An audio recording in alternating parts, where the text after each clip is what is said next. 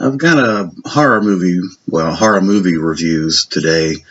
Um, I bought a film called Cemetery Sisters, directed by a guy named Nick Millard. And I thought about, well, should I just cover this film? But I realized that maybe I should just do a director's review. So this is really going to be a director's review of a guy named Nick Millard. Now, Nick Millard is a no budget, not even a low budget, a no budget filmmaker, independent filmmaker. And his claim to fame was a film called Crazy Fat Ethel back in the mid 70s. He shot these movies in his house. They're all like an hour long, and they're all shot on video for no budget. He used his wife and his friends, and it's really amateur hour. But the funny part about this, and the features I'm going to talk about, is his perception of himself. The reason to buy. So we'll start with this one. Cemetery Sisters was made in the late 80s, I think 1988. It's an hour-long film, and Nick Millard, basically, it's a story. What story there is in these films, they're slasher films with no plot, zero plot. But the plot, as it would be suggested by him, is you've got two sisters, and actually these sisters in this film are real sisters.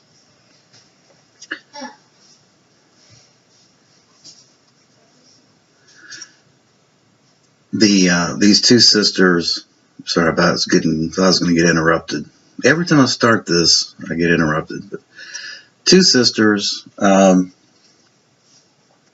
real sisters in life, concocted this plan to marry rich guys and then bump them off for their insurance money.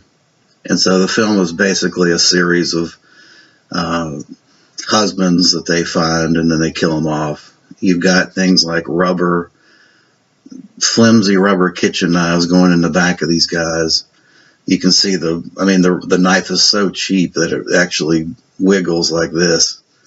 You've got a really silly vampire scene where you've got dime store, the same vampire fangs that you can buy anywhere at Walmart or what have you. You've got a point where they're drawing blood, extracting blood from this guy, and they're using a bicycle pump, things like that. And basically the whole thing is just shot in his house, a scene on a staircase, a scene in his bedroom, a scene in his kitchen. But the funny part about it, the commentaries on this with Nick Millard is what makes it halfway worth listening or watching, because he's delusional. I don't know how else to describe it, but the guy does things like compares himself to Orson Welles. He inserts, he compares himself to all these great directors and films, and tries to justify what he did in these little shot on video films in his own mind. Apparently he's trying to, I guess, justify the strength of his films with those kind of comparisons, but it's hilarious to listen to. The guy's just delusional. So after Crazy Fat Ethel came Death Nurse in the 80s, with the lady that played Crazy Fat Ethel reprising her role. This time she's a nurse bumping off patients in this little nursing home. Well, of course, the nursing home is Nick Millard's house. It's an hour long, and it's the same kind of thing. But again, on the special features of these, this is actually Slasher Video put these out. Listening to him talk about the film with obvious love of having done this is really the entertainment. Then you've got Death Nurse 2, which is about an hour long, but 30 minutes of this is Death Nurse 1 and excerpts from Crazy Fat Ethel. And then you've got this foray into a different story, but in the same setting in his house, the Cemetery Sisters.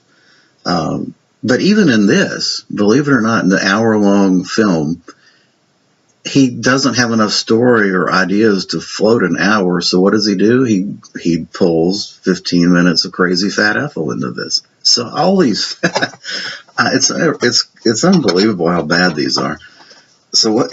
All these films, if you've seen Crazy Fat Ethel, you've basically seen these films for the most part, because he's living on one film that had some monicum of success or recognition, at least in the slasher world, horror movie world, of Crazy Fat Ethel.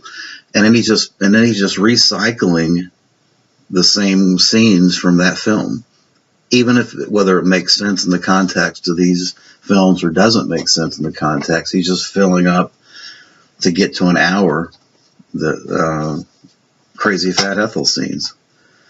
So I can't really recommend Nick Millard as a director. It's horrible schlock, but I think if you're interested in a study of a guy that fancies himself as a artistic director with some merit, and you enjoy listening to semi-delusional people in the rant about how wonderful they are, then you probably ought to check out some of these Nick Millard movies. I think you can pick them up pretty cheap. But I can't, I would say each of these are 3 or 4 out of 10. They're shot on video with no budget in this guy's house. So that's my little update on the notorious director Nick Millard. Thanks for watching.